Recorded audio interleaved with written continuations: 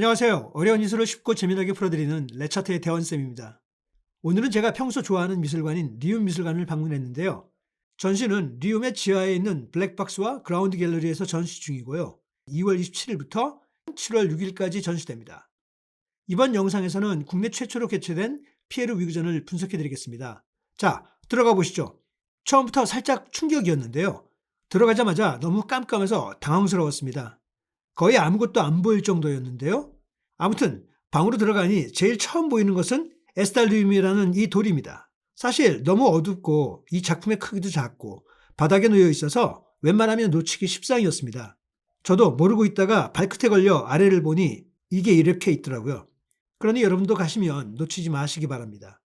에스텔라리움은 출산 직전 임산부의 배가 남긴 흔적인데요. 이 작품은 마그마가 공기와 접촉할 때 형성되는 현무암으로 만들었습니다. 그리고 그 옆에 어항이 있는데요. 작품 주드람4입니다. 주드람4는 수족관 안에 화살개, 소라개, 그리고 콘스탄틴 브랑쿠스의 잠든 뮤즈를 합성수지로 만든 얼굴 조각상이 놓여 있습니다. 그리고 이 얼굴이 소라 껍데기로 사용되죠. 그런데 왜 브랑쿠스의 잠든 뮤즈가 소라개가 사는 어항에 들어가 있을까 궁금해지는데요.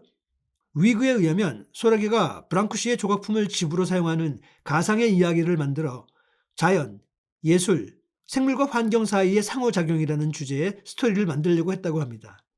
그리고 그 상호작용의 스토리는 반복되지만 매번 조금씩 다른 스토리의 전개가 가능하다는 거죠. 그런데 생물들은 우리가 알다시피 익숙한 환경을 찾고자 하는 본능을 따라 행동하죠. 그리고 여기에 서식하는 소라게가 참가자인 겁니다. 자, 다음 작품으로 옮겨가면 리미너럴이라는 영상인데요. 지속적으로 변형되는 실시간 진행형 시뮬레이션 영상 작품입니다. 우리가 알던 영상 작품은 특정 시간에 촬영 편집하면 그 작품은 변형 불가인데요. 이 작품은 각종 센서에 의해 모션과 사운드가 진행형으로 변형됩니다. 리미널에서 나타나는 비워진 인간 형태는 뇌도, 얼굴도 없이 공허에 둘러싸인 무한하고 평평한 표면을 따라 이동합니다. 이 작품은 순수하게 사변적인 인간 조건에 관한 시뮬레이션으로 작가에게는 일종의 실험입니다. 작가는 색다른 한 인간의 형태를 보여주는데요. 인간이 아닌 이 존재는 공간이자 경계적 환경으로 제시됩니다. 예민한 막처럼 존재하는 경계적인 환경은 물리적인 환경을 감지하고 외부에서 오는 자극을 통해 실시간으로 보이지 않는 정보를 받는 빈 공간이 되는 거죠. 이 경계적 환경으로서 인간 형태는 미묘한 몸짓을 만들어내고 언어가 되는 이 몸짓은 비인간적 존재에게 읽히며 이는 다시 인간 형태에서 다양한 행동을 유발하고 반응합니다. 다음 작품은 2018년작 오프스프링인데요. 라이트박스와 조명, 그리고 안개와 사운드 시스템, 심지어 불특정 향까지 동원한 설치 퍼포먼스 작품입니다. 오프스프링은 자신의 행동에 영향을 미치는 외부 조건을 지속적으로 학습하는 자기 생성 도구입니다. 작품의 빛은 여기서 생성된 우발적인 결과와 동기화를 시도하려고 하죠. 다음 작품을 보시죠. 이 작품은 휴먼 마스크라는 영상 작품인데요. 그런데 사실 제 마음에 가장 남고 좋았다고 생각된 작품이었습니다. 이 작품은 2014년에 만든 19분짜리 영상으로 후쿠시마 대지진이 모티브가 되어 만들어진 작품입니다. 후쿠시마 주변 핵 배제 구역을 배경으로 한 휴먼 마스크는 재앙 직후 버려진 도시 위를 항해하는 드론 영상과 함께 막이 오릅니다. 버려진 식당에서 어린 소녀의 얼굴 가면을 쓴 원숭이가 자신이 배운 동작들을 인형처럼 끊임없이 반복하다가 때로는 끝없이 기다리는 듯 멈춰서 있습니다. 이 원숭이는 지시와 본능, 우연과 필연 사이를 오갑니다. 재앙이 일어난 직후 모든 것이 정지된 순간 휴먼 마스크는 유일한 매개자인 무의식적 배우가 뒤집어쓴 인간의 존재에 잔존하는 이미지를 보여줍니다. 이 영상은 우리가 모두 쓰고 있는 인간이라는 가면에 대한 질문을 던지고 있죠. 그런데 이쯤에서 여러분은 섬뜩함을 느끼시게 될 텐데요. 깜깜한 어둠 속에서 누군가 여러분을 조용히 응시하거나 공간을 소리 없이 움직이는 모습을 발견하게 됩니다. 순간 손으로 만져서 확인하고 싶은 강한 충동을 느꼈지만 지금의 상황이 전시 중이라 직접적으로 만질 수는 없었기 때문에 더 두렵고 혼란스러웠습니다. 실제로 마스크를 착용한 정체불명의 사람들이 전시장을 다니는데요. 이들이 착용한 마스크에는 센서가 달려 있습니다. 이디엄은 실시간으로 발생하는 알 수 없는 생성형 언어를 구사하는데요. 인간이 느낄 수 없는 부분을 포함한 특정 정보가 인간의 발성기관을 통해 특정한 구문과 음소로 변환되어 공간에 흘러나옵니다. 금색 LED 마스크를 쓴 퍼포머들이 인공지능에 의해 실시간으로 생성되는 목소리를 내며 공간에 존재하는데요. 결국 이 퍼포먼스 자체가 이디엄이라는 작품인 것입니다. 그는 지난번 필립 하레노 전시회에서의 참가와 마찬가지로 이번에도 그는 공간 전체를 이용한 판토마임 같은 작품을 내놓았던 것입니다. 이제 블랙박스를 지나서 엘리베이터를 타고 지하 그라운드 갤러리로 내려갑니다. 그라운드 갤러리에 내려가면 제일 먼저 우리를 맞이하는 작품은 대형 와이어 메쉬 스크린에 빠르게 상영되는 유 움벨트 안리가 있는데요. 유 움벨트 안리는 딥 이미지 재구성과 스크린, 센서, 사운드, 향기를 동시에 포함한 작품입니다.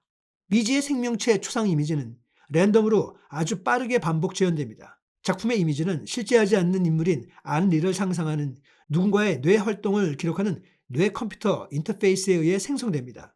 이미지는 지속적인 최적화, 학습, 인식 과정을 사용하는 심층 신경망에 따라 재구성된다고 하죠.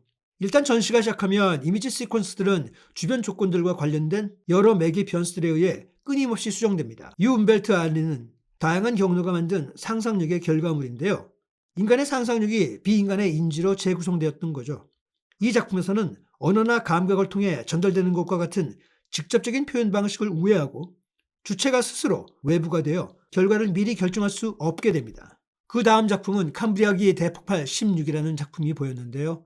첫눈에 보인 것은 큰 어항에 큰 바위가 떠 있는 모습이었습니다. 아니 이게 말이 되는 걸까? 어떻게 바위가 중력을 어기고 물에 떠 있는 걸까? 일단 특정 크기의 어항에 불합리적인 큰 바위가 말이 안 됩니다. 물론 신비로움을 주려는지 작가는 이에 대해 언급하지 않았지만요. 일부 전문가들에 의하면 이 돌은 수포성의 질감을 가진 화산암으로 돌 내부에 수포에 갇힌 가스의 공극이나 거품이 있어 부력이 있고 물 위에 뜰 수 있다고 합니다. 그리고 검은 모래 위에는 대부분의 생명체의 시작점인 5억 4천만 년 전 캄브리아기 대폭발 당시에 출현했던 고대 생물 두 종이 살고 있는데요. 이 생물들은 원시 상태 이후 형태가 변하지 않은 살아있는 화석이나 다름없습니다. 이들의 본능적인 행동은 개체의 수명이 닿을 때까지 지속되며 번식을 이어가면서 반복됩니다. 여기서 위그는 캄브리아 대폭발 16은 지속적인 시작이라는 이론을 말합니다. 다음은 암세포 변환기입니다. 이걸 미술 작품에 써? 라는 의문이 강하게 들 정도로 상상 초월의 재료와 도구를 사용합니다. 암세포 변환기에는 동물은 물론 센서, 인간세포, 인큐베이터, 알고리즘, 수력, 열, 전기회로와 사운드까지 사용하는데요. 정말 흥미로운 점은 이 작업에 삼성 서울병원이 협력을 하였다고 합니다. 위그는 이 작품이 시계와 같다고 합니다. 이 환경에서 일어나는 모든 변화는 시험관 내 암세포 분열을 가속시키거나 느리게 하는데 영향을 미친다고 하는데요. 이 환경 안에 시스템이 교란되어 정기적으로 리듬과 강도가 변하면 세포가 놓인 곳의 구조를 변화시키고 그 안에 존재하는 유기체들의 삶에도 영향을 미친다고 합니다. 그리고 세포 분열의 리듬이 바뀌면 일종의 밈처럼 스스로 재생산하는 새로운 이미지가 유 움벨트 안리 화면에 나타나게 되는 것입니다. 즉 암세포 변환기와 유 움벨트 안리가 서로 연동되어 가상의 생명체의 이미지를 생성한다는 것이죠.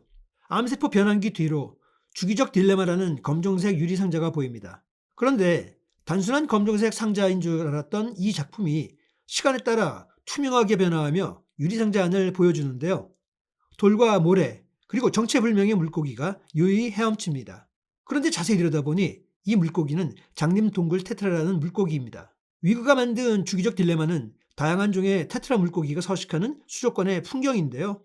멕시코 수중동굴을 리모델링한 것이라고 합니다. 수백만 년 전 어두운 동굴에 들어온 테트라는 서서히 앞을 볼 수 있는 능력을 잃었습니다. 주기적 딜레마라는 제목은 각종 생물체에서 관찰되는 하루 주기 리듬을 의미하는데요. 동굴 물고기의 주기는 변이를 겪었고 시각과 관련된 유전자가 퇴화되어 눈이 멀게 되었던 거죠.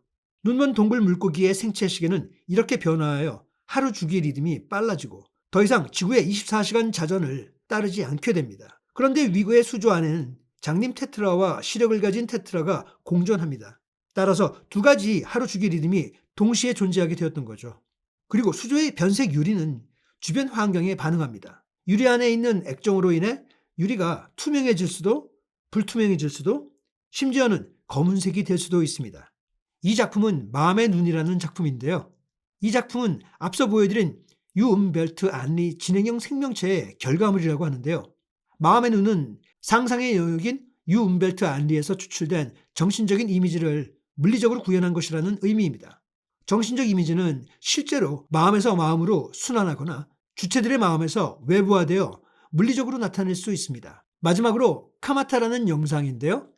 기계적 학습으로 구동되는 로보틱스, 자기생성 영상, 그리고 실시간 인공지능 편집과 센서에 의해 작동하는 이 영상은 위구가 아타카마 사막에서 작업한 내용을 보여줍니다. 기계의 집합체가 아타카마 사막에서 무덤 없이 발견된 인간 해골에 대해 알 수 없는 의식을 수행하는 것처럼 보이는데요. 이곳은 지구상에서 가장 오래되고 건조한 사막으로 천문학자들이 외계 행성, 즉 태양계 밖에 존재하는 행성을 연구하는 시험장이기도 합니다. 영상에서 보시는 이 의식은 결코 끝나지 않는 장래 의식이자 작업 극장이며 특정한 주체성의 학습과 형성 과정처럼 보입니다. 다음 편 영상은 리움 미술관이 소장하고 있는 현대미술 소장품전을 소개하도록 하겠습니다. 자, 오늘 영상 여기까지고요. 다음 리뷰까지 안녕!